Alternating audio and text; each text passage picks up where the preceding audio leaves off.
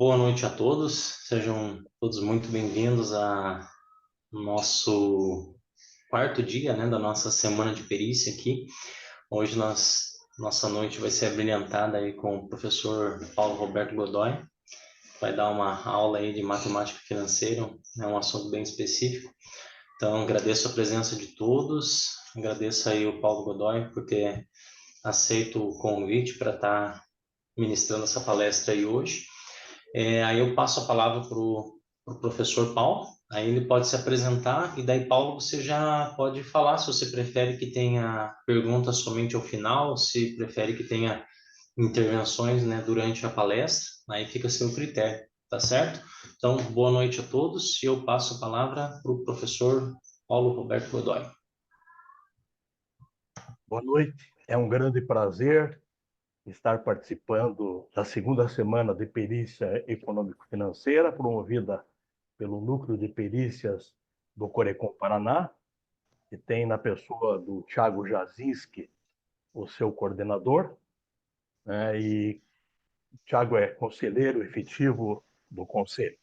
Quero também agradecer a oportunidade que o Corecon me dá de ter contato com colegas economistas e profissionais de outras áreas, além de estudantes, uma vez que eu atuo como perito há mais de 30 anos.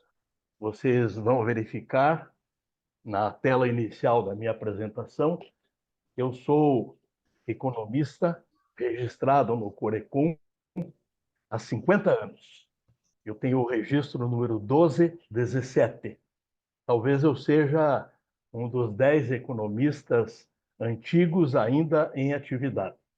Completarei no próximo mês 74 anos, mas espero trabalhar em perícia até os 100, né? Otimista. Eu preparei para a noite de hoje, né, uma apresentação sobre equivalência de fluxos de caixa. Antes de entrar propriamente na abordagem desse tema, eu quero dizer a todos que quem conheceu o sistema financeiro da habitação e que já trabalhou em perícias dessa área, sabe que muitas vezes o sistema financeiro da habitação era contestado no Poder Judiciário, principalmente quando o contrato tinha a utilização da tabela Price.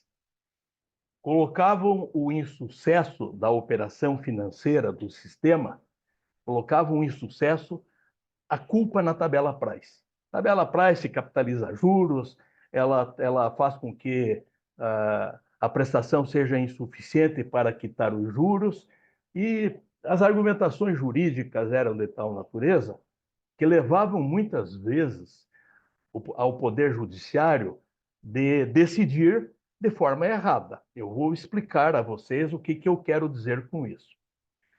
A tabela Price nunca foi culpada do insucesso do sistema financeiro da habitação, porque mesmo que a contratação não fosse pela Price, mas fosse pelo SAC, pelo Sistema de Amortização Constante, ou até pelo SAM, o Sistema de Amortização Misto, que era uma média aritmética do Price, do sistema Price com o SAC, né?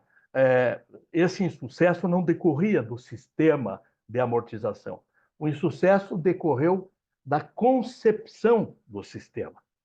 Ora, quando você tem um sistema que corrige a prestação por um indexador de forma anualizada e corrige o saldo devedor por outro indexador mensalmente, o desequilíbrio está aí. O desequilíbrio está aí. Certamente, já na primeira, segunda ou terceira prestação, a parcela paga era insuficiente para quitar os juros. E esses juros, essa diferença, somava-se ao saldo devedor. Muitos chamam isso de amortização negativa. Não combina com a amortização, porque a amortização, o seu significado é reduzir o saldo. E, na realidade, isso fazia com que o saldo devedor, ao invés de diminuir, aumentasse. E, ano a ano, este fato tornava-se muito mais grave, o que acontecia? Depois de 10 anos de operação, 15 anos de operação, às vezes 20 anos ou 25 anos, o cidadão que, pagando rigorosamente em dias suas prestações, chegava no final, tinha um saldo devedor maior do que o valor do bem que ele tinha adquirido. Então, milhares de ações correram pela justiça. Em alguns momentos, eu assisti decisões do Poder Judiciário pura e simplesmente mandando substituir a tabela Price pelo sistema saque, porque o sistema saque não capitalizava juros e também o sistema saque era calculado por juros simples. Lê do engano. Todos os dois sistemas, como também o terceiro sistema que eu vou discutir com você, todos eles são concebidos na teoria dos juros compostos. Quer o price, quer o saque, quer o coeficiente de financiamentos para séries não periódicas. Então, essa equivalência de fluxos de caixa que me refiro, eu vou demonstrar para vocês que os três sistemas são absolutamente equivalentes, sendo que o terceiro, que é o do coeficiente, tem apenas uma diferença, que é quanto ao abandono do ano comercial e a utilização do ano civil. Eu faço essa pequena introdução para justificar por que eu escolhi esta metodologia, né? Essa metodologia que quero apresentar. Então, rapidamente eu vou inserir aqui a... Apareceu para vocês equivalência de fluxo de caixa? Apareceu. Apareceu? Muito bem. Então, eu vou utilizar... Quero só ver se ele vai permitir que eu troque as telas. Paulo, só desculpa interromper. Você prefere que as perguntas fiquem todas para o final ou eles podem fazer algumas interrupções ao longo da sua apresentação? Veja, eu ontem pedi ao Gilberto que remetesse a todos os participantes os arquivos dos temas que eu vou tratar hoje. Tanto a apresentação em PowerPoint como em Excel e também um caderninho de exercícios, né? Então, todos os cursistas têm esse material. Eu acredito que, dependendo da situação em que estejamos durante a apresentação, é permitido interromper para fazer alguma pergunta, não há problema nenhum. Eu estou aqui à disposição para tentar conduzir da melhor forma possível a nossa apresentação, né? Então, iniciando. Fiquem à vontade, todos aqueles participantes que quiserem interromper, fazer uma dúvida e tal, né? O que é um fluxo de caixa? Todas as empresas possuem entradas e saídas de caixa, né? No dia a dia de uma empresa, assim como na nossa vida pessoal, nós temos que pagar uma conta de luz, uma conta de água, uma conta de celular, nós temos que pagar a compra de matéria-prima, né? Nós temos que pagar salários, leis sociais. Então, nós temos diariamente desembolsos. E também nós temos, na vida da empresa, como na nossa vida particular, entradas de caixa. Nós, como cidadãos e que temos emprego, temos entrada de caixa talvez dois dias do mês. Um no dia do adiantamento que a empresa faz, outro no dia do pagamento do salário, né? Mas se nós somos autônomos, nós temos entradas de caixa flutuantes, né? Então, o fluxo de caixa é um instrumento básico de planejamento e controle financeiro que tanto a empresa como nós, como pessoas, temos que ter. O que o fluxo apura? O saldo disponível que nós temos para projetar o nosso futuro, né? Tanto em necessidades de capital de giro, pelo aumento da atividade produtiva da empresa, como também no progresso individual que temos na nossa vida pessoal. Nesta ferramenta, que é o fluxo de caixa, nós temos que registrar todas as contas a receber, à vista e a prazo, um possível percentual de inadimplência, porque o que nós temos para receber, nem sempre nós temos certeza absoluta que vai ocorrer. Até que, para que não tenhamos surpresa, é bom que se tenha um possível percentual de inadimplência abatido dessa entrada, né? Agora, do lado do contas a pagar, nós temos que manter rigorosamente em dia, né? Nós temos compra que fazemos à vista e temos compra que fazemos a prazo. Então, numa escala de tempo, nós temos que dispor tanto as entradas de caixa quanto as saídas de caixa. E também nós podemos pensar em manter dentro do nosso fluxo de caixa uma perspectiva de recebimentos e pagamentos projetados, não ainda efetivamente realizados, e que pode ser lançado para 90 dias.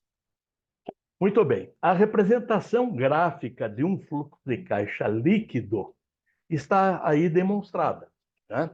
Este fluxo, ele é feito do ponto de vista de quem vai receber os pagamentos. Se vocês olharem aqui no instante zero, que é o dia de hoje, né?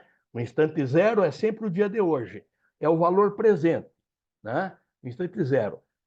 O banco concede um financiamento para nós. Então, para o banco, é uma saída de caixa, um vetor negativo, um vetor partindo da linha horizontal para baixo. Então, representa uma saída de caixa.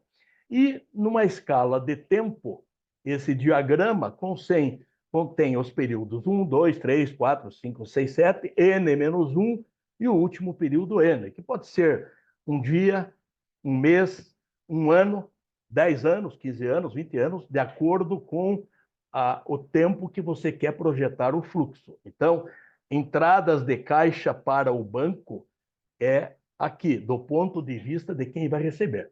Se nós estivéssemos montando este fluxo de caixa do ponto de vista de quem vai pagar, os sinais se inverteriam. Este vetor no instante zero que aponta para baixo se inverteria e as saídas de caixa seriam para baixo, o PMT seria para baixo. Então, o fluxo de caixa depende do lado da situação em que você se encontra. Se você é o tomador do empréstimo ou do dinheiro que você vai usar, ou de quem vai receber o empréstimo. Perfeito? Então, o diagrama chama-se diagrama de fluxo de caixa. Eu pretendo mostrar para vocês a equivalência dos sistemas de amortização.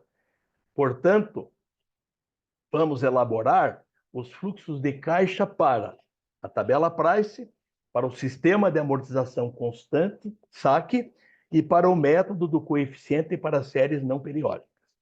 A tabela Price tem como característica uma prestação constante. Uma prestação constante, né? Que nós calculamos facilmente na HP, acionando as 4 teclas. No valor do financiamento, vai em PV, né?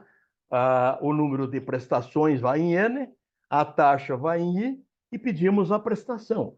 E podemos montar a tabela Price na HP, com facilidade, né? Quem trabalha bem com HP, sabe, coloca lá 1F a morte, você tem o valor da primeira amortização. XY, você obtém o valor dos juros. RCLPV, o saldo devedor, e assim por diante, até fechar o número de prestações. Nós vamos mostrar essa tabela Price no Excel, né? O que acontece com a tabela Price? A prestação é constante, os juros são declinantes e o saldo devedor também é declinante. Na tabela SAC, a amortização é que é constante. Então, o valor do financiamento é dividido pelo número de parcelas. O juro é calculado sobre o saldo devedor. Portanto, nós temos uma prestação que é mais alta no começo e menor no final.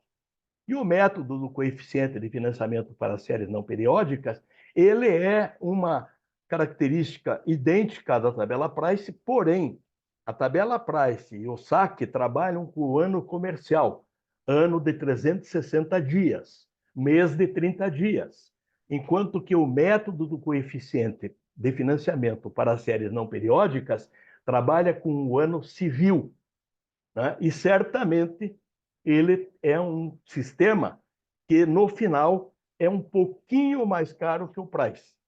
O que eu quero salientar a vocês, nesse momento, já que estamos falando numa semana de perícia econômico-financeira, é que muitas ações que têm acontecido no tempo presente, ela envolve tabela price e método do coeficiente de financiamento para séries não periódicas. Por que que tem acontecido isso? Se você pega o contrato e tenta calcular o valor da prestação usando os fundamentos da tabela price, você vai perceber que a prestação constante do contrato é um pouco maior do que aquela que você obteria utilizando uma calculadora HP12C. Onde está a falha? O banco coloca lá no plano de amortização do contrato, ele coloca vencimentos e valores das parcelas iguais. Só que quando você vai fazer o cálculo pela HP12C, né, ou por qualquer outra calculadora financeira, essa prestação deveria ser um pouquinho menor. O que que acontece?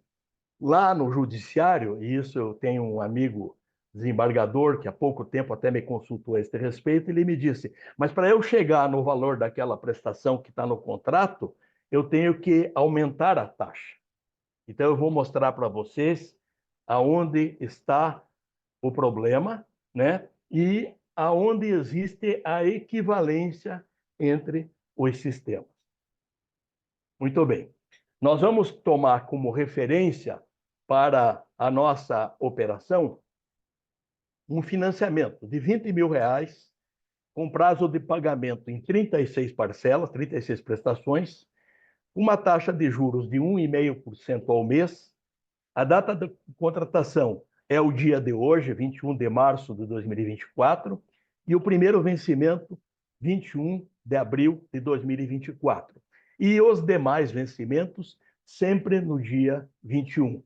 Nós sabemos que a tabela price é concebida no ano comercial de 360 dias, mas se nós formos olhar toda a operação desenvolvida numa planilha Excel, nós vamos ver que ela ultrapassa o número de dias, só que o cálculo é feito em cima de 360 dias.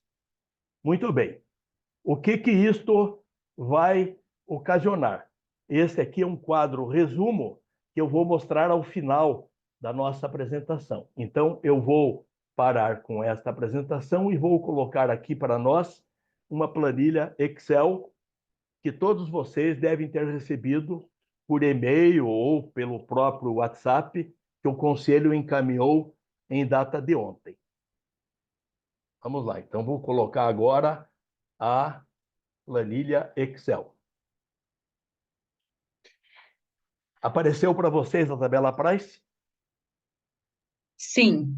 Sim, obrigado. Nós sabemos que para você calcular uma prestação da tabela price, se for para fazer por fórmula, nós utilizamos um fator de juros compostos chamado fator de recuperação do capital de uma taxa I a N períodos.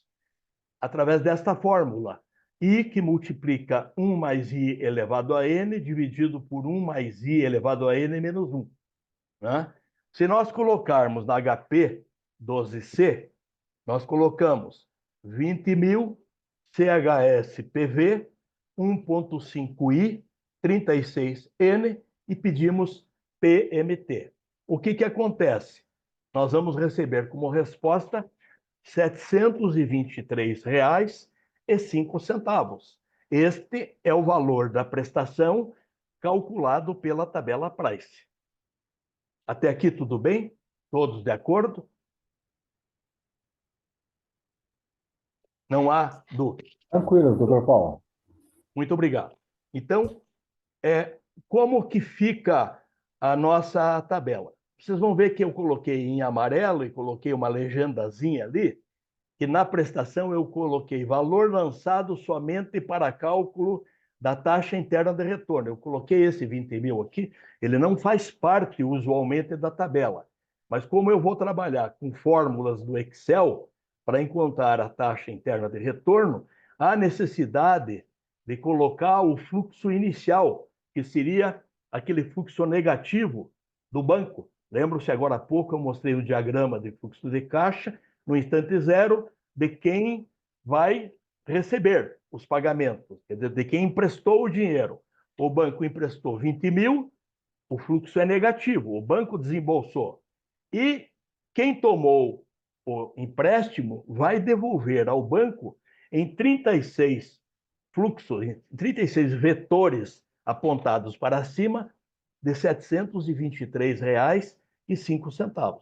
Como nós podemos ver, descendo essa tabela, né, nós vamos vendo que o saldo devedor se reduz, né, que a amortização aumenta e que o juro diminui. Essa é a característica básica da tabela Price. Na medida que passam os meses, o valor da amortização aumenta, o juro diminui, a prestação é constante e o saldo devedor se reduz. O que vai acontecer? Vai chegar no 36º mês, o saldo devedor será de valor zero, né? Quita a operação. Aqui eu tenho uma soma dos juros pagos, R$ 6.029,72. Esta soma, ela só é feita para efeito de comparação dos valores totais de juros pagos. Essa soma, do ponto de vista econômico, ela pode ser considerada uma soma burra. Por quê? Nós estamos somando valores dispostos em tempos diferentes. E tem uma regra de engenharia econômica que diz: não se somam valores dispostos em tempo, não se somam algebricamente, valores dispostos em tempos diferentes. Então, o 602972 é uma soma somente para que tenhamos noção de quanto de juro que se pagou na operação. Eu tenho a impressão que tabela Price, para todos os participantes dessa noite, acho que não há dúvida. Como é que a gente calcula a taxa interna de retorno? Aqui vocês veem nesse canto, TIR, taxa interna de retorno, né? Eu, clicando no 1.5, eu vou, para vocês deve estar aparecendo a barra de fórmulas ali em cima, no FX do Excel, diz lá, igual TIR, abre parênteses, E9 até E45, ponto e vírgula 1%. Para calcular a taxa interna de retorno, por isso eu precisei lançar esse 20 mil negativo aqui na coluna prestação e fiz a observação, valor lançado somente para cálculo da taxa interna de retorno. Então, eu pego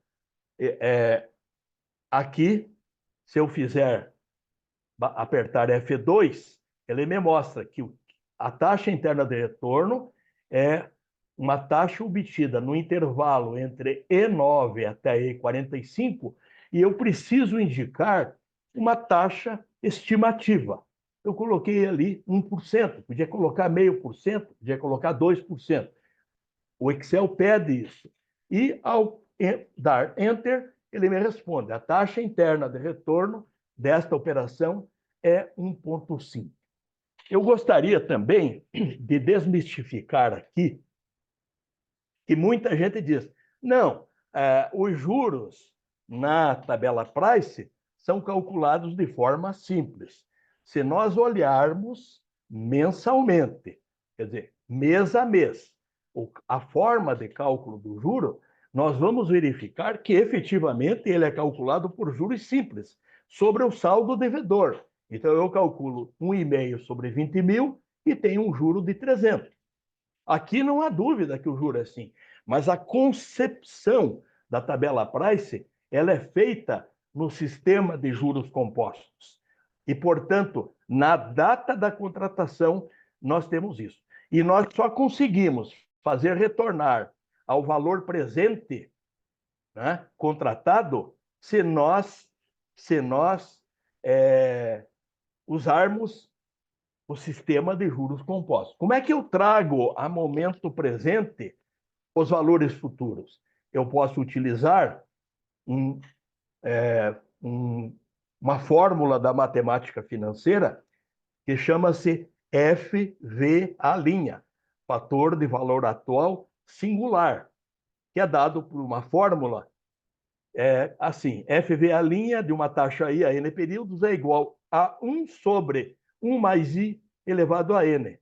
Esse é o fator de valor atual singular. Se eu pegar cada valor de prestação, da prestação 1, da prestação 2, da prestação 3, 4, 5, 6, e trouxer a momento presente, certamente eu volto ao valor original da operação, que no caso aqui, como eu coloquei um 20 mil para efeito de cálculo da TIR, na hora que eu tiro o 20 mil daqui, o valor que me volta é o próprio 20 mil. Perceberam? Então, eu consigo trazer as 36 prestações calculadas de valor 723,05 pela taxa de 1,5, que é a taxa contratada, só se eu utilizar o sistema de juros compostos. Então, o meu VPL, quando o 20 mil está lançado aqui, volta a zero, né? Porque eu estou trazendo. Então, eu só consigo, pelo método do fluxo de caixa descontado, trazer a momento presente, se for pelo método de juros compostos. Pergunto, há alguma dúvida sobre esta explanação que queiram algum esclarecimento? Estou às ordens. Não havendo manifestação, eu vou passar para o sistema SAC. Né? O sistema SAC, a operação é exatamente a mesma. O valor do financiamento é 20 mil, a taxa de juros é 1,5, o número de prestações é 36, a contratação data de hoje, o primeiro vencimento 30 dias após. O que eu tenho? Como eu estou falando em amortização constante, eu tenho que pensar que o valor de 20 mil dividido por 36 parcelas dá uma quota de R$ 555,56. Então, a amortização é sempre de mesmo valor, da primeira à 36ª parcela, que somadas as 36 dá o 20 mil. Muito bem. O juro da primeira prestação no sistema SAC é igual ao do Price, porque o saldo devedor é 20 mil. Então, 1,5% de 20 mil dá 300. Portanto, a soma da amortização e do juro me diz que a prestação na tabela SAC é de 855,56. A prestação na Price era de 723,05. Pois bem, o que acontece? À medida que o tempo passa, né, a prestação vai se reduzindo. Então, 855,56 a primeira, 847,22 a segunda, 838,89 a terceira, e assim por diante, até que a última prestação será de 563,89. Volto a falar para vocês sobre uma soma algébrica de valores dispostos em tempos diferentes. Nós vimos na tabela Price que o total de juros pagos foi de 6,029,72. Nós estamos vendo na SAC que os juros pagos foram de R$ 5.550. Ora, aí é que muitas vezes o judiciário foi, de certa forma, entre aspas, iludido. Não, paga-se menos juro na tabela SAC. Não é que paga-se menos juro, minha gente. Do ponto de vista econômico, paga-se a mesma taxa de juros sobre saldos devedores diferentes. Enquanto que na tabela Price, o saldo devedor diminui menos. Na tabela SAC, o saldo devedor diminui mais rapidamente. Então, o saldo devedor que gera os juros da tabela SAC é menor e por isso paga menos juros. E prova-se que os dois sistemas são absolutamente equivalentes quando se calcula a taxa interna de retorno, que foi o procedimento que eu mostrei para vocês há pouco. A fórmula é exatamente a mesma. Eu seleciono as células E9 até a célula E45, informo uma taxa estimativa de 1%, e a taxa interna de retorno é 1,5%. Então, do ponto de vista econômico, tanto faz usar um sistema como usar outro, que não há diferença. Eles são absolutamente equivalentes. O que não quer dizer que são iguais, não é mesmo? Nós estamos tratando de coisas diferentes, mas que têm fluxos de caixa absolutamente equivalentes entre si do ponto de vista da análise econômica. Tá? E o valor presente líquido também é igual a zero. Se eu tirar o 20 mil daqui, pura e simplesmente deletar, o valor presente líquido que vai me voltar será 20 mil. Né? Eu pegando cada prestação destas e trazendo ao momento presente pelo fluxo de caixa descontado na taxa de 1,5%, eu tenho o retorno do valor inicial da operação. Portanto, volto a reafirmar: não existem vantagens do ponto de vista econômico em se utilizar tabela price ou tabela SAC. Né? O que poderia determinar a escolha de um ou de outro? O fluxo de caixa da pessoa que está contraindo a operação. Olha, a minha renda tem tendência de cair. Né? Nos próximos 3 anos, eu estou prevendo que vou ter uma redução de renda. Então, vou escolher o sistema SAC, que tem uma prestação um pouco mais elevada agora, para que eu tenha uma prestação menor no final, de tal forma que compense a minha queda de renda. Isso podia ser um fator decisório para quem está fazendo a tomada da operação. Entendido? Alguma dúvida de todos os participantes? Tranquilo, Paulo. Teve uma pergunta aqui. Hum. Diz o seguinte: em que tipos de financiamento são utilizados esses sistemas de amortização? Em qualquer tipo de financiamento. Os bancos, até bem pouco tempo, vamos falar desse bem pouco tempo, até 2015, 2016, utilizava preferencialmente o sistema Price, baseado na sua concepção original com ano comercial, 360 dias. De 2015, 16 para cá, os bancos passaram a utilizar o próximo sistema que eu farei a demonstração agora. Esse sistema de coeficiente de financiamento para séries não periódicas é também conhecido como tabela Price de ano civil, porque ele também gera uma prestação constante. Então, quero dizer que tem existido, de parte do sistema financeiro, um abandono da tabela Price original. O sistema da habitação utilizou muito o SAC. Hoje eles têm um sistema próprio, que é o SACRE, né? Em que se eliminou aquele erro de concepção do financiamento, de corrigir prestação pelo...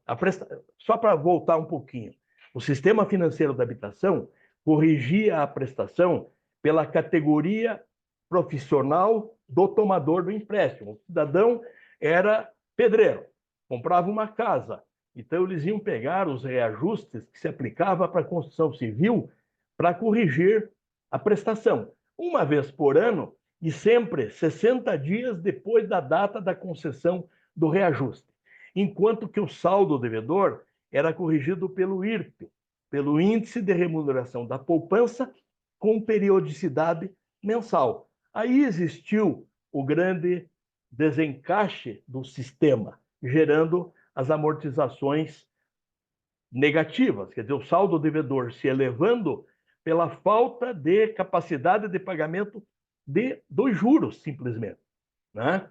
E este fato também, a este fato, se acresceu um outro problema no sistema financeiro da habitação. Os contratos bem antigos, né, eles tinham duas cláusulas.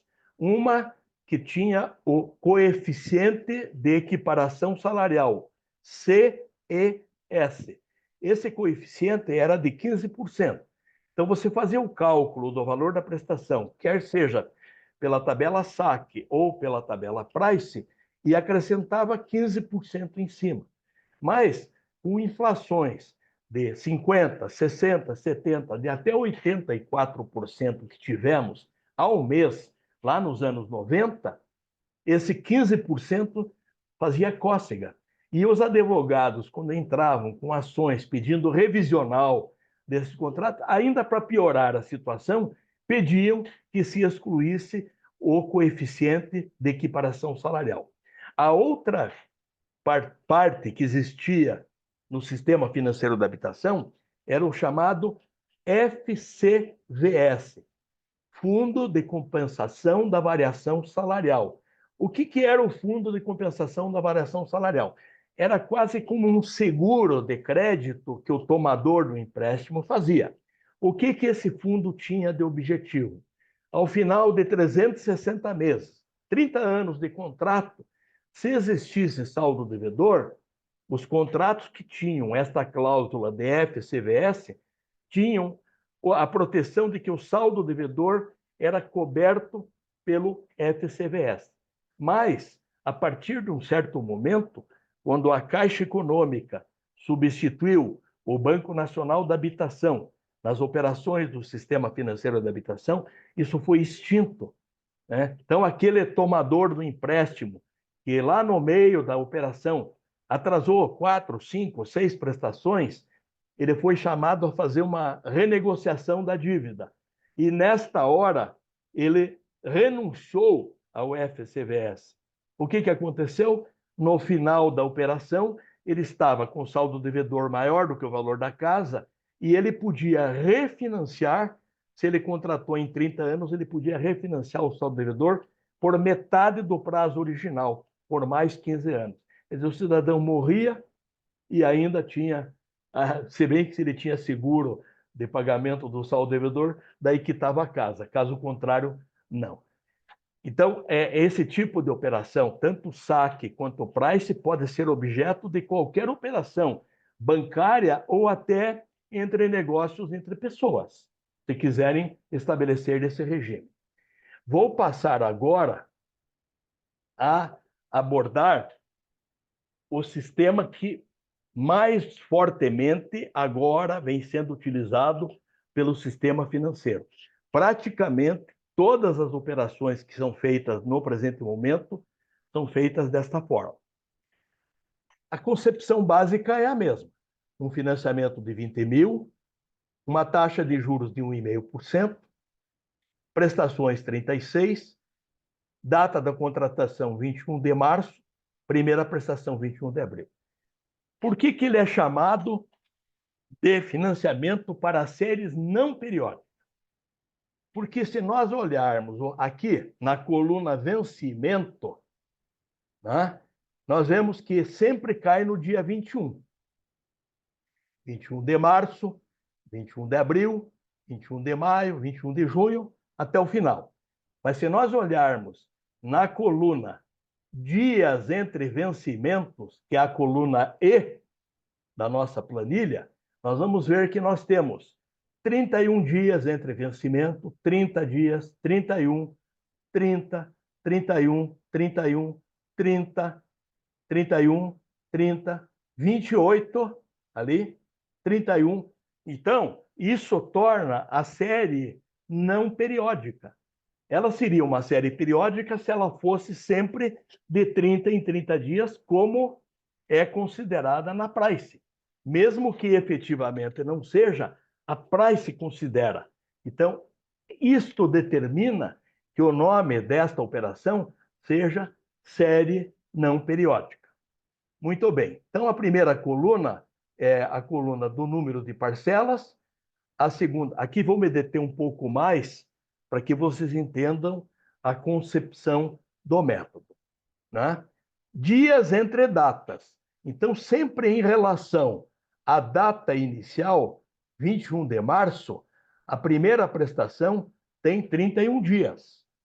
A segunda prestação tem 61, porque entre 21 de maio e 21 de março, nós temos 61 dias.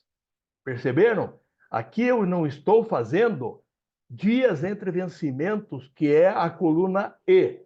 Eu estou fazendo dias entre datas, né? A quarta prestação, ela será paga 122 dias após a data original. A quinta, 153. A sexta, 184. De tal forma que, se nós descermos até a última prestação, nós vamos ver que esta operação é uma operação de 1.095 dias. 1.095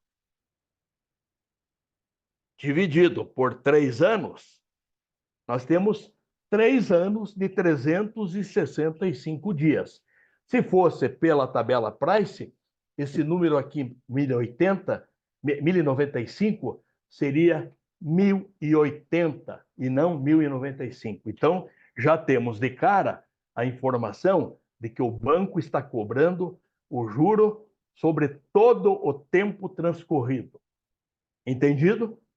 Todos perceberam isso?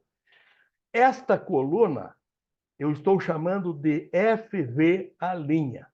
O que é o FV a linha? Aqui está a fórmula dele. O FV a linha, na matemática financeira, ele é um fator de juros compostos que diz, dado um valor futuro, encontrar um valor presente. Quer dizer, dado na HP, dado FV, eu vou encontrar para um determinado período e uma determinada taxa um valor presente. Se vocês estiverem com HP na mão aí, né, vocês podem até fazer o teste. Se eu colocar um CHS FV 1.5 e um N e pedir PV, eu obtenho como resposta, apagou aqui na minha máquina, mas eu faço de novo, 1 CHS, valor futuro, 1.5 e 1 N e pedir PV, eu obtenho 098 522 1675, tá? Como eu aqui estou trabalhando com dias entre datas, olhem a fórmula que está contida neste cálculo. Apareceu ali? Apareceu para vocês. 1/1 mais D fixo 3. O que é o D fixo 3? A taxa de 1,5 elevado a C10. Qual que é o C10? C10 é o 31 sobre 30. Então, o fator de valor atual singular de 31 dias é igual a 09847328843. Lembrem-se que eu estou trabalhando com uma série não uniforme. O segundo fator de FV a linha, ele é resultado da taxa 1 sobre 1/1 mais D3, que é 1,5, elevado ao C11, que é 61 dias, dividido por 30. O meu segundo fator é 0970180 141. O terceiro fator, para 92 dias. E à medida que eu vou descendo o número de dias, né, evidentemente que o fator vai diminuindo. Isto faz com que, ao longo de toda a minha série, eu tenha que somar, né, os fatores de valor atual singular que eu encontrei. Eu encontro uma soma de 27,550,24,3696. Tá? Essa informação é muito importante para o método, porque o valor da prestação ele é encontrado da seguinte forma, só para que vocês vejam. Eu pego 20 mil do saldo devedor e divido por esta soma. E encontro a prestação de arredondada R$ 725,95. Perceberam? Então, a prestação que está aqui lançada, R$ 725,95, que será uma prestação uniforme da primeira à última prestação, né? Ela é obtida pela divisão do valor do financiamento pelo somatório dos fatores de valor atual singular que foram encontrados ao final 27.550,24,3696. Alguém tem dúvida de como se encontra o valor da prestação no método do coeficiente de financiamento para séries não periódicas? Podem perguntar, por favor, fiquem à vontade. Parece-me que não. Bom, prosseguindo. Então, a coluna E da nossa planilha, ela tem os dias entre vencimentos. A amortização, que aqui está lançada, né, ela decorre da seguinte situação. Eu tenho 20 mil de saldo devedor, eu tenho uma prestação de 725,95. Qual é o juro que eu tenho? 1,5%, 1,5%, que é a taxa que eu tenho, né? G10 vezes 20 mil.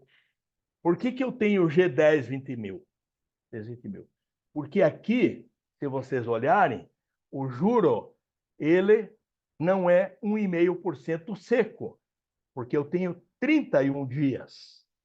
Então, eu tenho que fazer a conversão. 1 mais D3, 1 mais D3. O que é o D3? Por isso que eu fiz questão de mandar para vocês este arquivo, porque se nós tivéssemos aqui só trabalhando em cima disso e depois não tivéssemos meio de conferir, vocês têm esse arquivo que foi enviado para vocês pelo Corecon em data de ontem. Então, 1 mais D3. D3 é a taxa de 1,5. Vejam que está desde o cifrão 3, para fixar, elevado a E10, que é o 31, dividido por 30 menos 1. Então, a taxa de juros para 31 dias, ela é 1,5504. Se olharem na coluna de baixo, na linha de baixo, nós vamos ver que para 30 dias é 1,5. Para 31 é 1,5504. Vamos chegar lá no 28, só para que vocês vejam, né? No 28 é 1,3993. Então, é pelo sistema de juros compostos que é feita a capitalização da taxa de juros. Portanto, o valor dos juros ele é resultado da multiplicação do 20 mil pela taxa, né? E chega-se a um juro de 310,08. Consequentemente, a amortização é resultado da diferença da prestação, 725,95, menos o juro de 310,08, que vai dar uma amortização de 415,87. Esse valor deduzido do saldo devedor me fornece um saldo devedor de 19.584,13. E assim por diante. 1,5. O juro daqui é calculado o juro de 1,5, porque há 30 dias o juro é 1,5, multiplicado pelo saldo devedor de 19.584, eu tenho daí uma amortização líquida de 422,18. De tal forma que isso vai se reduzindo gradativamente até chegar no valor final zero. Volto novamente à questão da soma algébrica de valores dispostos em tempos diferentes, que não deve ser realizado. Para eu somar valores que estão em tempos diferentes, eu tenho que encontrar um meio de trazer todos os valores para a mesma data. Por exemplo, eu poderia corrigir monetariamente cada valor do juro desde 21 de abril de 2024 até a data de hoje, até a data do final da operação, que seria 21 de março de 2027, podia ser um indexador qualquer, INPC, IGPDI, IGPM, dólar, seja lá o que for, para que eu pudesse ter uma soma que fosse algebricamente correta, e não esta soma que está aí. Mas ela serve para pura e simplesmente definir o total de juros pagos. E aí que eu quero entrar na parte final da apresentação daqui a pouco para fazer esse comparativo. Mas vamos agora para uma parte que nos interessa. Muito bem. Como eu estou trabalhando com séries não periódicas, eu tenho que utilizar uma fórmula do Excel na barra de ferramentas ali, que nós temos ali fx na função, nós temos que utilizar xtir e xvpl. Diferentemente do que se faz na tabela price e na tabela saque. Lá nós utilizamos simplesmente TIR e VPL. Aqui não. Aqui eu tenho que utilizar a função xtir. Como é que eu trabalho com esta função xtir? Vejam lá na barra de fórmulas. Vou dar um F2 aqui. Xtir, abre parênteses. Eu tenho que pegar na minha planilha a coluna I9 até a coluna I45. O que eu estou fazendo? Estou pegando tudo que está aqui na prestação, inclusive o valor negativo do empréstimo, porque eu só tenho taxa interna de retorno se eu tiver um valor de referência inicial. Por isso eu coloquei a observação que esse 20 mil aqui é lançado só para efeito do cálculo da taxa interna de retorno. Então, eu pego o intervalo compreendido entre I9 e I45, ponto e vírgula, e aí eu vou pegar o intervalo de B9 a B45. O que é o B9? É os vencimentos, né? Porque aí ele vai pegar efetivamente os 1.095 dias de vencimentos, né? Que nós vimos que dá a soma de 1.095 dias. E da mesma forma que eu fiz na TIR, eu tenho que trabalhar com uma taxa de referência, 1%. Podia ter colocado 0,5%. E aí ele vai me devolver uma taxa de juros, diferentemente da taxa interna de retorno feita no método anterior, uma taxa interna de retorno anualizada. Essa é a diferença entre TIR e XTIR. No TIR eu tenho uma taxa mensal. No XTIR eu tenho uma taxa de juros anualizada. Só que esse analisado vale para 365 dias. Transformo a taxa anualizada de 365 dias numa taxa de 360 dias. De que forma? Eu vou trabalhar com K9 mais 1.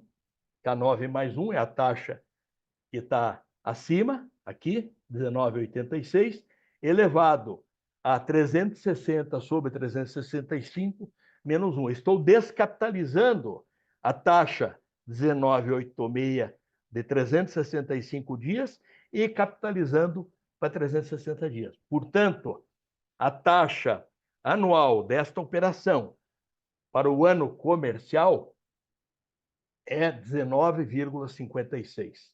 Faço o seguinte, vou fazer o mesmo procedimento.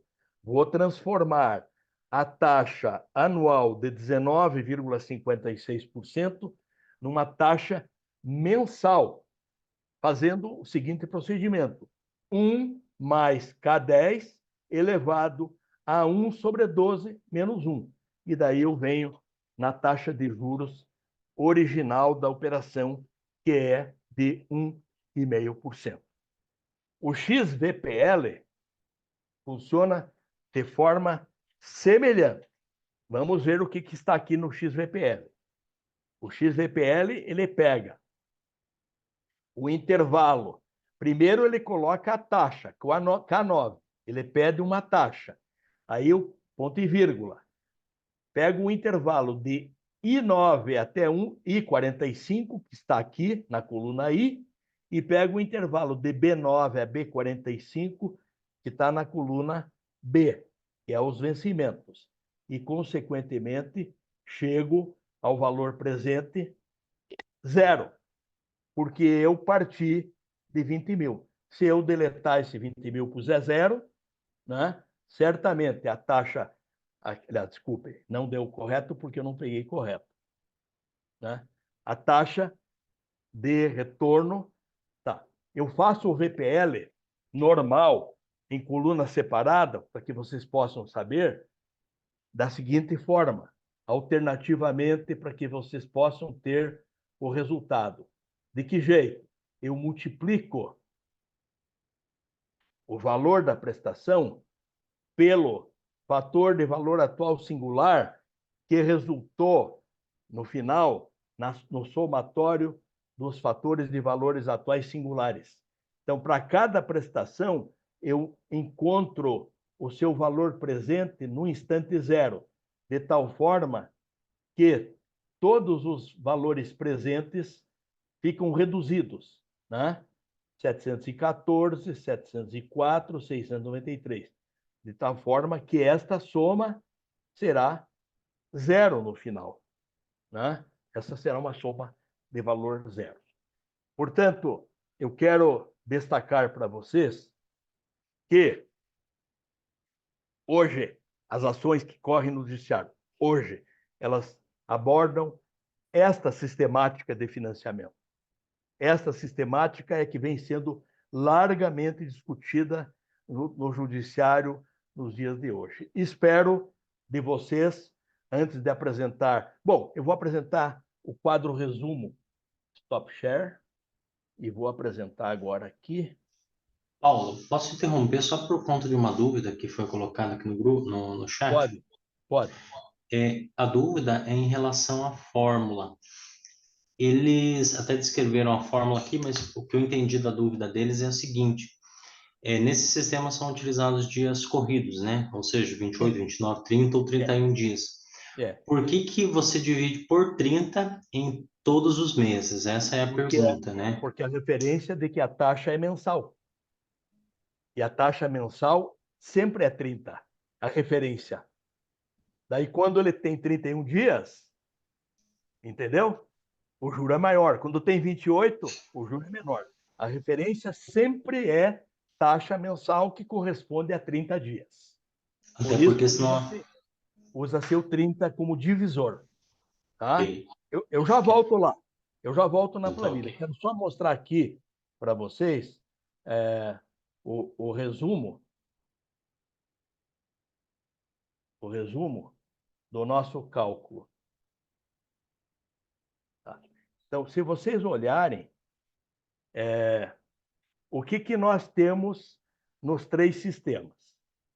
O que nós temos nos três sistemas? Nós temos uma prestação na tabela Price, 723,05. Prestação constante, né? Da primeira à última. O que nós temos no sistema SAC? Uma prestação maior no começo, ela começa com 855,56 e vai terminar lá no último período abaixo de 600, uma coisa assim. E nós temos no sistema do coeficiente de financiamento para séries não periódicas 725,95. Este fato, que até poucos dias eu disse que recebi a consulta de um desembargador, olha, eles dizem que a tabela, o contrato fala em tabela price, traz a data dos pagamentos, mas não especifica claramente. Eu fiz a planilha que eu apresentei para vocês agora, para ele, demonstrando que a prestação indicada no contrato estava correta, porém, com uma falha do banco no contrato.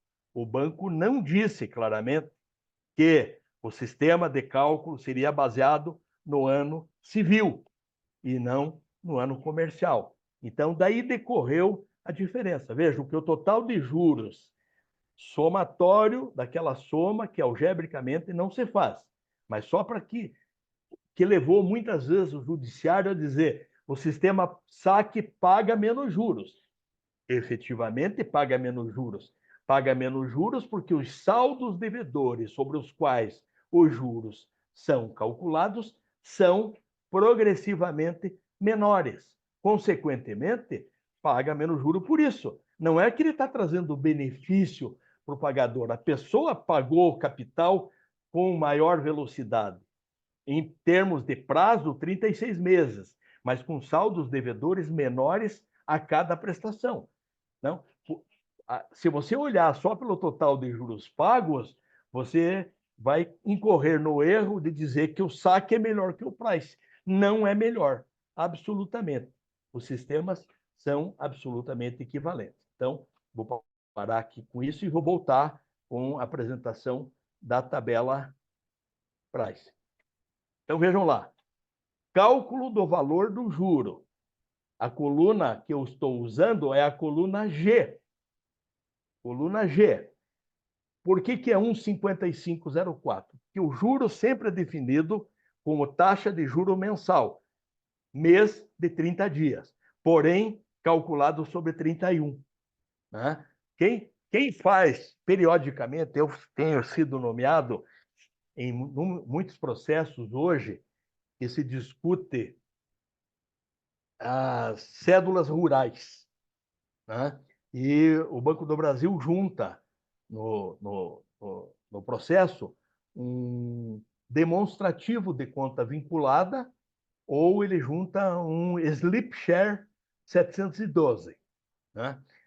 Quando você reproduz aquela planilha e eventualmente tem uma pergunta se os juros cobrados obedeceram às regras contratuais, né, você tem que fazer o cálculo das taxas. A discussão não é esta no processo, a discussão é pagar a diferença entre a correção monetária de 84,32 ocorrida em março de 90 e debitada em abril de 90, né? Calcular a diferença entre essas duas taxas e atualizá-las ao momento presente, com juros de acordo com a decisão na sentença, a partir de 21 de julho de 94. Mas, às vezes, você precisa fazer a demonstração de que houve cobrança de juros e de correção conforme as condições contratuadas, quando há um quesito dessa natureza. Invariavelmente, você tem que sempre trabalhar com a taxa de 30 e há períodos que o juro é cobrado para 28 dias. Então, o banco cobra, e invariavelmente o banco tem cobrado corretamente. 28 dias, 30 dias, às vezes, numa ocorrência lá, tem cálculo de juro com 32, mas a referência sempre é para 30 dias. Por isso eu uso aqui o 30 e é a forma correta de se fazer. Mais alguma pergunta?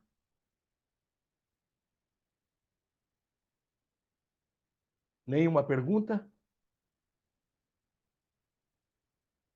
Bom, esse resumo que eu já apresentei, né? Então, a tabela price e aqui o total de juros pagos. Eu quero saber se ficou alguma dúvida para vocês em relação a isso. Se não ficou, né, e podem fazer posteriormente, eu quero colocar aqui para vocês uma informação que também mandei por arquivo ontem, através do Corecom, para vocês, esta situação. Equivalência para diversas situações demonstradas através de exercícios, né, obtidos no livro Matemática Financeira Objetiva e Aplicada, do professor Abelardo de Lima Puccini. Eu enviei esses arquivos porque eu acho muito importante que vocês que estão assistindo a esta minha apresentação de hoje não se detenham somente nos 3 exemplos que eu utilizei para dizer que existe equivalência em diversos fluxos de caixa, desde que concebidos nas mesmas bases, né? Eu só posso comparar coisas comparáveis entre si. Se eu tiver qualquer divergência na formulação de uma operação, né, qualquer dado diferente, eu não poderei afirmar que os métodos são equivalentes. Então, eu estou aqui com um conjunto de exercícios que vocês poderão conferir. Os exercícios estão aqui, né, para dar o exemplo. Uma instituição financeira oferece financiamentos de 24 meses. Quero ver se eu mudo aqui a forma de apresentação para que não cubra a minha... Isso. Tá. Então, vamos lá. Consegui tirar. Uma instituição financeira oferece financiamento de 24 meses e deseja que todos os seus planos de financiamento sejam equivalentes. Então, observando a palavra que foi objeto da nossa palestra de hoje. Quer dizer, equivalência, né? Equivalência não significa igual, né? Mas do ponto de vista econômico, quer dizer que não temos vantagem nenhuma em utilizar um ou outro sistema. No regime de juros compostos, no regime, outra afirmação que faço a vocês sem medo de errar, com uma taxa efetiva de 1,5% ao mês. Considerar um principal de 10 mil, então, 10 mil, 24 meses e 1,5% de taxa. E são 4 opções de pagamento. Por que eu estou colocando esse exercício para vocês? Teve um momento da economia que nós tínhamos ofertas, principalmente das concessionárias de veículos. Compre seu veículo em prestações de R$ 1.200 por mês com balão semestral, né? Em 24 meses. Então, ele comprava o veículo em 24 prestações iguais. No 6º mês tinha mais o balão, no 12º, no 18º e no 24º.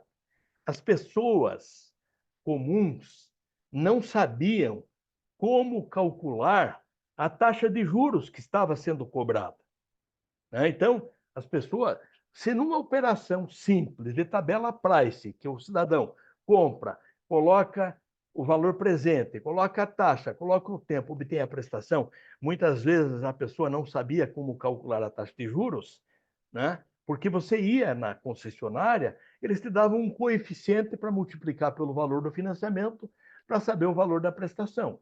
O que eu quero ressaltar a vocês que esses exercícios que eu trago aqui, eles têm configurações diversas, né? E certamente nós não vamos abordá-los, mas as soluções estão aqui abaixo. Então, esses exercícios foram tirados do livro do professor Abelardo de Lima Puccini.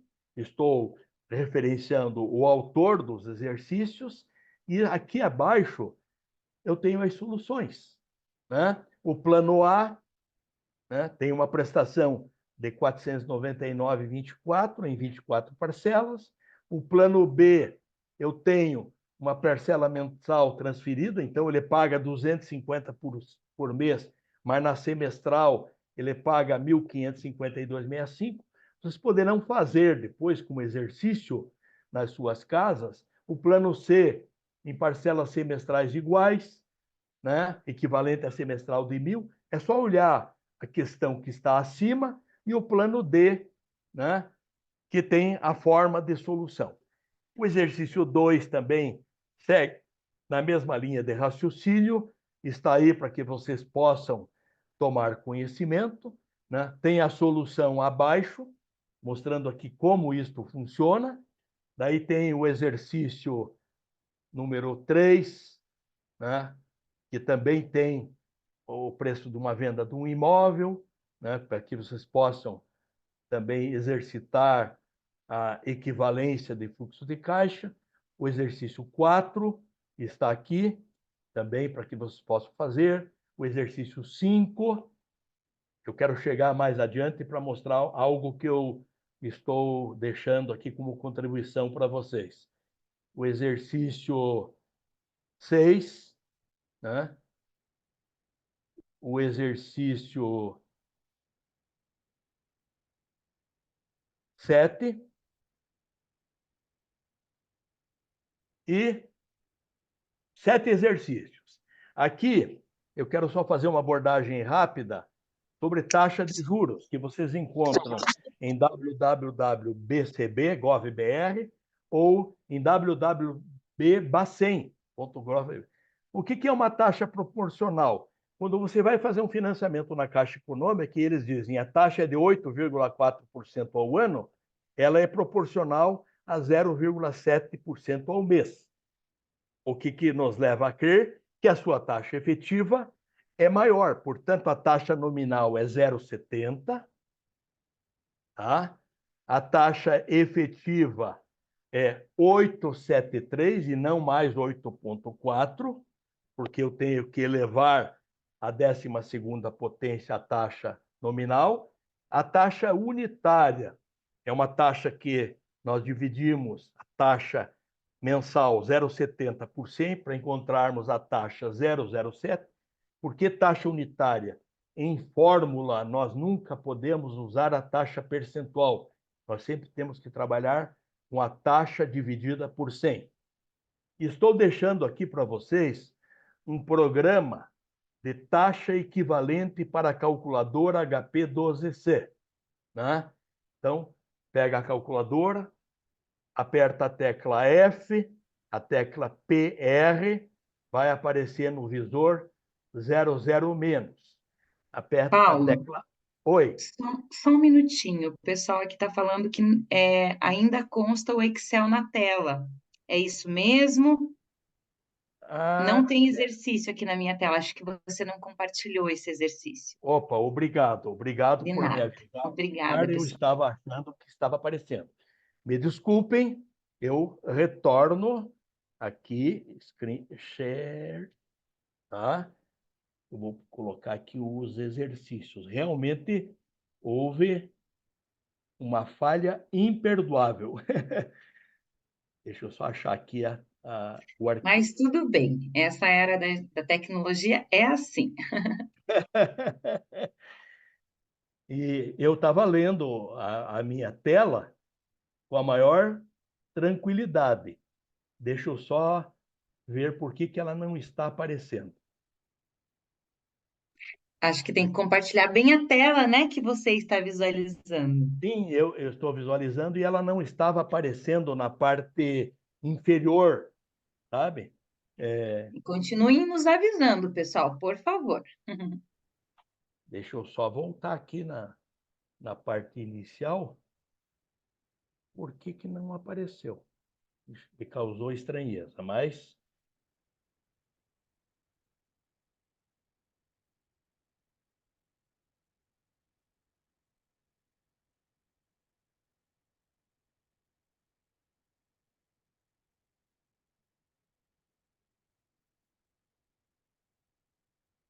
eu voltei.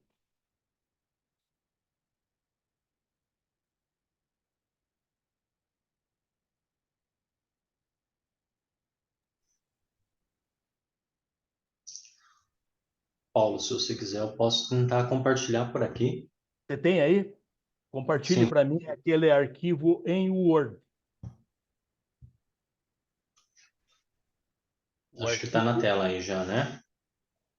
arquivo em Word. Espera um pouquinho. Não sei se o pessoal está vendo. Esse aí, esse você compartilhou aí. Essa Beleza. parte que Estamos está vendo aparecendo. sim. Tá, então deixa. É lá para baixo, né, Paulo? Tá. Não, eu só quero os exercícios. Corra os exercícios todos, por favor. Desça até o 7.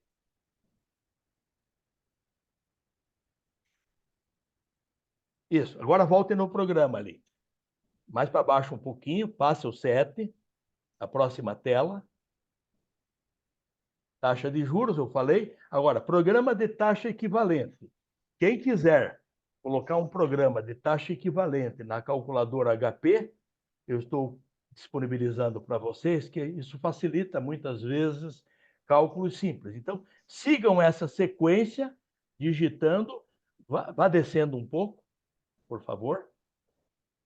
Desça um pouquinho, mais um pouco, mais um pouco, até chegar aqui no último passo. Aí, pare aqui. No último passo, vai aparecer GGTO00. Aqui, esse número tem que aparecer no visor da calculadora de vocês, 17 menos 43,3300. Para quem tem a calculadora Gold, que é a mais tradicional, a mais antiga, sem problema, aperta F, P/R e sai do modo programado. Tá? Então, o programa está absorvido. Mas tem calculadora, por exemplo, a Platinum, você tem que digitar 1740, GTO 00, mais uma vez o zero. Para quem tem calculadora Platinum, aqui essa última mensagem antes do FPR, tem que digitar GTO 000. E o programa fica instalado na máquina. Como é que você usa esse programa? Vamos imaginar que você tem uma taxa de 15% ao ano. Então, taxa que tem 15, digita a tecla R/S. Tá? Taxa que tem 15 R/S. Essa taxa vale para 360 dias. 360 R/S. Prazo que quero, 510 dias. 510 R/S. A única coisa que vocês têm que cuidar é que taxa que tem, você está colocando uma taxa, 12% ao mês. Então, você está tendo 12 e a referência é mês. Prazo que tenho, 5 meses. Prazo que quero, certo? Então, essa referência que você sempre tem que tomar cuidado. Taxa que tenho, 12, ela vale para um mês. Prazo que tenho, 1 R/S. Prazo que quero, 15/S. Tá? Fazendo isso, vocês transformam qualquer taxa. E pode fazer o inverso. Taxa que tenho, 25,10. Prazo que tenho, 1 ano. 12 meses, né? 12 meses. Quero saber quanto que ela vale para 4 meses. 4 RS. Então, 25,10 R/S. Prazo que tenho, 12 R/S. Quero saber quanto que ela vale para 5 meses. 5 R/S. É louco de fácil de utilizar. Esse é um programa que vocês colocam na máquina de vocês e serve, é muito útil no dia a dia de qualquer pessoa que trabalha no campo da perícia, da matemática financeira, ou que trabalha em banco, ou trabalha no financeiro de uma empresa e precisa toda hora estar conferindo taxas. Eu acho que fico por aqui na minha apresentação e me mantenho à disposição de todos para o que for considerado necessário. Muito obrigado, Paulo. Temos mais perguntas aqui. Poderia Pois não. responder para nós? Pode limpar a tela, então, para aparecer o pessoal? Sim, vai lá. A primeira pergunta Daí eu começo a essa- ouvir as pessoas aqui. Pois não. a primeira pergunta é, em perícia, né, nos casos práticos de perícia, o que é comum encontrar de erros nesses sistemas de amortização? O que é comum de encontrar de erros? Olha, erro de parte do banco dificilmente você encontra, porque os bancos têm equipes de, de técnicos que montam as planilhas financeiras, né, e sistemas automatizados feitos em computador. O que normalmente existe de erro é que nós, que atuamos em perícia, podemos atuar como peritos do juízo, como também podemos atuar como assistentes técnicos. Muitas vezes, ao ajuizar uma ação, o assistente técnico tenta mudar a regra da concepção do método. Por exemplo, uma das coisas que costumeiramente ocorria era de, primeiro, antes de corrigir monetariamente, abater a amortização. Quer dizer, inverter o processo.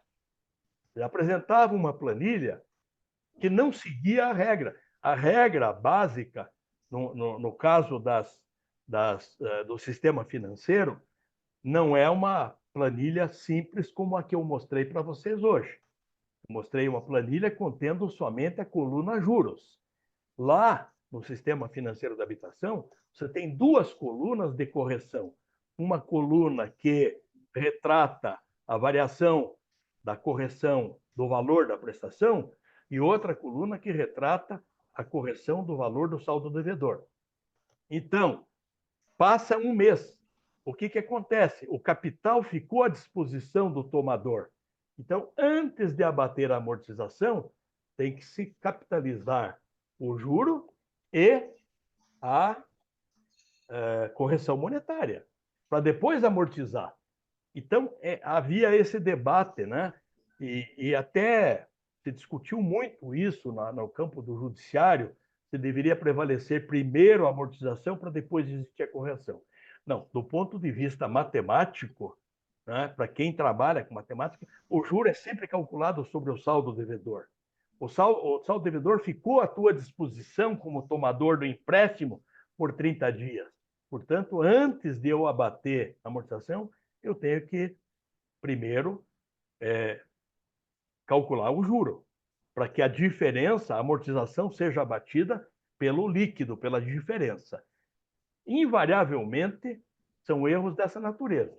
Poderia ocorrer, de parte do banco, né, principalmente em renegociações, existem muitas operações que o cidadão, no meio da operação, faz uma renegociação com o banco, né? E aí existe as prestações que não pagou, ele capitaliza e novamente recontrata. E aí, provavelmente, até a taxa de juros muda. O que acontece? Tem que observar claramente se houve uma contratação, a partir de que data, quais as parcelas que foram incorporadas ao saldo devedor, né? Se o final da amortização ficou mantido no prazo original. Então, eu posso afirmar para vocês que é possível que exista algum erro de parte do sistema financeiro, mas isso é muito raro de acontecer. Qual outra pergunta? São essas por enquanto. Se alguém quiser colocar mais alguma ali. Eu tenho uma dúvida, Paulo. Eu comecei a trabalhar com perícias em 2011, mais ou menos, e eu peguei uma época assim meio final daquela avalanche de ações contra os bancos, né? Mas eu me lembro de ter pego alguns casos muito antigos, tipo Banestado, né? Desses bancos antigos, que não usavam nenhum desses sistemas mais comuns, né? Price, saque. E aí teve uma vez que eu peguei um que era aquele sistema com as parcelas em progressão geométrica, né? Acho que, se eu não me engano, são séries gradientes, né? Tinha uns Série nomes bem gradiente, diferentes. certo? Eu pergunto, né? Hoje é praticamente extinto essas operações com esse tipo de sistema de amortização. Antigamente era mais comum? Como que era? Não, houve um período, mas eu posso afirmar para você que, sem sombra de dúvidas, eram sistemas equivalentes também. Porque todo sistema que calcula os juros sobre o saldo devedor e tem a metodologia de estabelecer o valor da prestação, eles são equivalentes. Por exemplo, eu tenho uma obra de um autor chamado Juan Carlos Lapone. Eu até usei quando você fazia o curso de economia, eu usei em algumas aulas algumas demonstrações dessa obra desse engenheiro argentino que montou, que fez vários livros chamado de projetos, avaliação econômica de projetos, e utilizava sistemas de amortização, inclusive sistema de amortização variável. Por exemplo, um sistema de amortização que quase não se usa hoje em dia, é o americano, né? Aquele de você contrair um empréstimo por 24 meses, paga mensalmente o juro e amortiza o capital só na última prestação. Né? Mas o sistema de amortização variável, se você fizer esta operação, que nós fizemos agora aí de 36 meses, e você fizer parcelas em qualquer época, né, com valores, sobrou dinheiro, é negócio de compadre. Eu emprestei 100 mil de você, Thiago, e vou te pagar como eu puder em 36 meses. Daqui a 6 meses eu vou lá e te dou 20 mil por conta. Né? Continuo calculando mensalmente os juros. Daqui mais 6 meses eu dou mais 30 mil. Né? Vou calculando os juros. Aí lá na última parcela, eu liquido a operação. Se eu fizer o cálculo da taxa interna de retorno, se eu fizer o cálculo do valor presente líquido, ele vai dar exatamente igual a um sistema com prestações mensais iguais e sucessivas, que é a price, ou com um sistema de amortizações iguais e sucessivas, mas prestações declinantes, que é a SAC, ou até o sistema de coeficiente de financiamento para séries não periódicas, que nós demonstramos aqui. Né? A equivalência entre os sistemas, desde que mantidas as regras de taxa, de prazo, de capital original, eles são absolutamente equivalentes entre si. É quer dizer, esta afirmação que faço, que eu gostaria de deixar como contribuição para quem trabalha na área financeira ou na área pericial, né? De que, se as regras forem as mesmas, os sistemas são absolutamente equivalentes entre si. Isso aí. Aqui não tem mais perguntas, Paulo. Tem vários elogios aqui. O pessoal elogiou muito a aula. Disse, ó, última mensagem, que parabéns ao professor, muito conhecimento e ótima explanação. Alguns falaram que já instalaram o programinha ali na HP, agradeceram, e tem vários elogios aqui. Aí É, surgiu uma pergunta aqui agora. tá. Só quero dizer para É, você, Thiago, antes da pergunta, espero que o material que vocês receberam, que vocês deem uma olhada nas fórmulas que estão nas células, né? Recordem um pouco cada um, porque eu fiz 3 planilhas absolutamente dentro das mesmas regras, mas é bom olhar a formulazinha que está dentro para você se convencer de determinadas coisas, né? E em outra oportunidade, se Deus quiser, nós podemos até aprofundar em outros cursos que nós faremos aí junto com o Thiago, através do conselho, né? Através da ação do nosso presidente Celso Machado, da nossa vice-presidente Andréa Prodol, né, que tem incentivado essa relação entre as pessoas com um pouco mais de experiência e os nossos associados, né, de forma que a gente consiga trazer vocês para dentro do Conselho, para participar mais efetivamente da vida do Conselho de Economia. Mas continua com a pergunta. a pergunta do Luciano Costa é: quando nós abatemos o saldo devedor ao longo do tempo em um determinado financiamento, imobiliário, por exemplo, nós conseguimos pagar menos juros? Veja, você estabelece um contrato que tem regras, né? Essa regra tem uma taxa de juros. A questão do mais juro ou menos juro depende do saldo devedor. Se você, por algum motivo, conseguir antecipar prestações, né? A vantagem que você tem, você teve uma sobra financeira, né? O teu dinheiro está lá na poupança. Você está, vamos supor, com um contrato aí de 1,2% ao mês no teu financiamento do sistema financeiro. O que você pode fazer, né? É antecipar o pagamento destas prestações que você paga juro de 1,2, né? Que teu saldo devedor diminua, né? Você paga menos juro.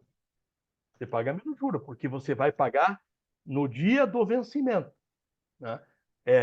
Agora, pura e simplesmente, se você seguir o contrato, pagando rigorosamente em dia, dentro das condições estabelecidas, você vai pagar sempre a taxa que foi contratada sobre o saldo devedor existente.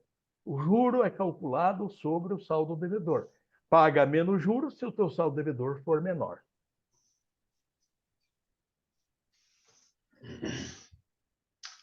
Isso aí. Teve uma pergunta aqui em um outro momento, quase esqueci. Teve alguém que perguntou se eventualmente pode-se gerar uma perícia naqueles casos onde a gente faz adiantamento de parcelas, né, onde a gente faz o pagamento das últimas parcelas antecipadamente, se acontece erros, né, quando alguém faz esse tipo de pagamento, e se eventualmente isso gera alguma perícia, né, se o professor Paulo já viu alguma coisa nesse sentido. Eu acho que erro não vai existir, porque certamente você paga as parcelas últimas pelo valor da parcela de hoje, né? Você fez um plano de pagar em 36 meses e resolveu antecipar. O que normalmente acontece? Agora eu vou dar um exemplo prático de uma perícia que eu fiz há pouco tempo atrás. O cidadão fez uma operação de crédito e era de um valor até relativamente alto para uma pessoa física. E ele se deu bem na situação e resolveu quitar o contrato. Quitar o contrato. Então, o que acontece? Quando você tem uma parcela, eu vou abrir aqui, só para poder explicar isso, eu vou pôr aqui essa questão que talvez seja interessante para explicar. Vamos pegar a tabela Price aqui, tá? Eu fiz essa operação, tá? Emprestei 20 mil para pagar em 36 meses, prestações de 723,05. Chegou na 18ª prestação, na metade, eu quero quitar o contrato. Então, a primeira conta que a pessoa faz é dizer o seguinte: bom, eu paguei 18, eu devo 18. 18 vezes 723,05 vezes. Estou devendo 13 mil. 13 mil. Não. Na realidade, eu estou devendo 11.332,01. Estão vendo aí esse valor? Não é correto pensar que se eu estou devendo 18 parcelas, é que esta parcela de 723,05, ela contém apenas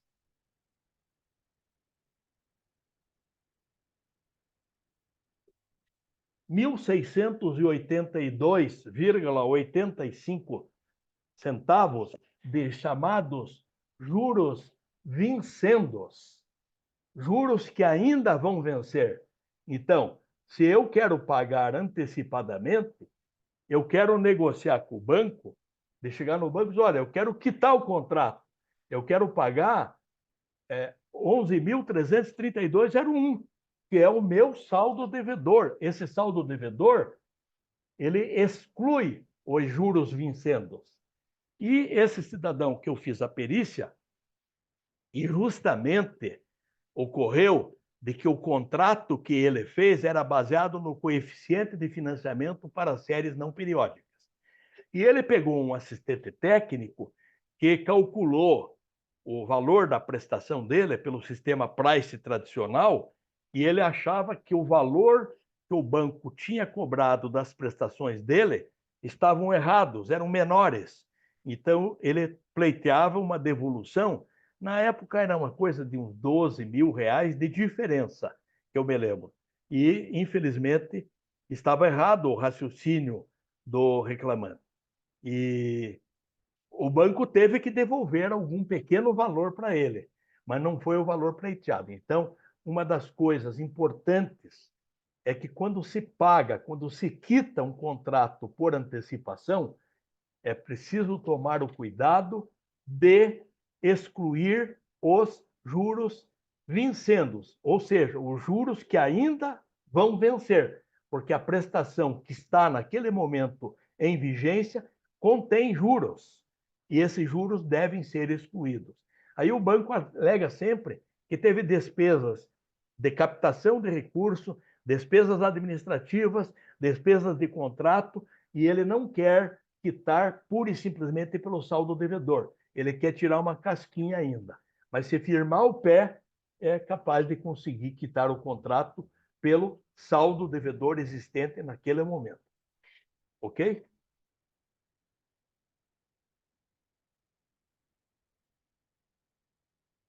Estou à disposição. Acho que não temos mais perguntas. A Renata está com a mão ali, ó. Ah, desculpa, Renata Renata, pode Espandola. falar. Boa noite. É uma pergunta. Geralmente, dos contratos assim que eu já acompanhei, ele vem descrito o método de amortização, se é o saque, se é o price, né? Esse terceiro método que o professor comentou agora, que é o coeficiente de financiamento para séries não periódicas, como que ele vem descrito no contrato quando ele é aplicado? Como Bom, que eu sei identificar isso? sim. Recentemente, eu citei o caso de uma consulta de um desembargador, tá, sobre a situação que você acaba de mencionar. No contrato está escrito tabela price, porque o método do coeficiente de financiamentos para séries não periódicas é uma tabela price também. Porém, o contrato tinha que ter algo a mais. A tabela price calculada pelo método do coeficiente de financiamento para séries não periódicas. Percebeu? Então, até o desembargador diz, mas será que eu decidi errado? Porque eu dei a decisão favorável, eu estou comentando um caso real, ao mutuário, porque não estava especificado corretamente. Eu digo, o cálculo da prestação feita no contrato, ele tinha mandado a cópia para mim, foi feito pelo método do coeficiente de financiamento, que é uma tabela price, mas não tinha feito a especificação de que este método cobra os juros pelo ano civil e não pelo ano comercial. Então, sempre que ocorrer isso, né, tem que prevalecer a clareza do contrato. Né? E eu disse ao desembargador, o senhor não decidiu errado, não. O senhor decidiu corretamente porque o banco é que falhou. Ou os seus advogados, quando fizeram as contestações em toda a fase, né, do julgamento na primeira instância, chegou na segunda instância. Né? E na segunda instância houve a decisão favorável ao mutuário. Esclareci, Renato? Sim, muito obrigada. Alguém mais?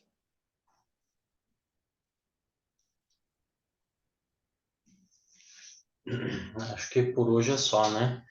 Então, quero agradecer aí todo mundo que participou, agradecer muito o professor Paulo Godoy aí, teve muitos elogios aqui, o pessoal gostou bastante, né? A gente sabe que é um pouquinho complicado, né? Essa matéria aí, mas teve muitos elogios mesmo aqui e com certeza vão ter demanda aí para a gente montar um curso, talvez só dessa parte, né, de matemática financeira. Então foi muito bom, obrigado, Paulo, obrigado a todos que participaram aí. O Gerson estava levantando a mão, não sei se ele quer fazer alguma pergunta. Gerson, ligue a câmera e faça a pergunta se quiser. Não, não, era só o emoji dos parabéns. As palminhas, né? É verdade. Ah, tá bom. Eu pensei que você queria perguntar. Bom, pessoal, eu quero agradecer a oportunidade de ter compartilhado isso com vocês no dia de hoje. Eu mandei o material porque eu acho que se vocês saíssem daqui hoje sem ter o material na mão, fica uma coisa assim. Aí amanhã, ou depois de amanhã, com tempo, abrem a planilha do Excel, abrem aqueles exercícios que eu mandei lá do professor Puccini, que eles são bem interessantes, né, para exercitar. Né? Eu fico feliz de praticamente bem próximo, né? Acredito que mais uns 20 anos ainda eu vou trabalhando em perícia, né? Pretensão, né? Mas estou à disposição. Sou também conselheiro do Corecon. Qualquer dúvida, encaminhem lá para o conselho e a gente, na medida do possível, procura ajudar. O que nós queremos é fortalecer o núcleo de perícia do Corecon. Recentemente, um desembargador aqui de Ponta Grossa tomou posse, o Dr. Francisco Carlos Jorge, há 2 semanas passadas. Ele tem muito interesse em trazer esse conhecimento para o tribunal, vai nos colocar em contato lá com a Escola da Magistratura, para a gente também transferir essas informações aos magistrados. Muitas vezes o magistrado tem que decidir alguma coisa e falta a ele a noção, né? Ele sabe como faz a conta, mas o aspecto econômico do cálculo não é pura e simplesmente o número, é o entendimento da relação econômica que existe. Então, eu quero dizer que foi uma grande satisfação minha participar dessa semana de perícia econômica, uma promoção do Corecon, que tem a coordenação do meu amigo Tiago, né? Então, um grande abraço a todos vocês e fico feliz por ter participado. Obrigado mais uma vez, Paulo. Obrigado a todos. Nós vamos ficando por aqui e amanhã nós temos mais, né? O nosso último dia, falando de avaliação de empresas com o professor Eduardo Consentino. Com certeza vai ser uma palestra brilhante dele, que atua muito na área. Então, agora deixo o meu boa noite para vocês e até amanhã.